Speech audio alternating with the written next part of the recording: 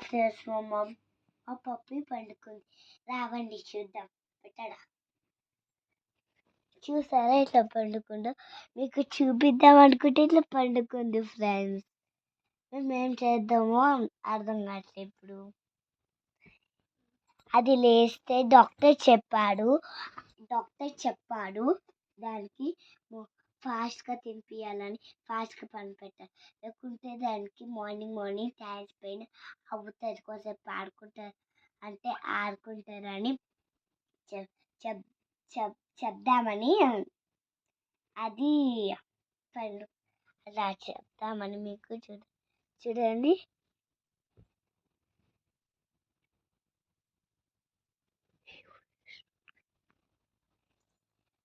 ఇది నా ప్లేస్.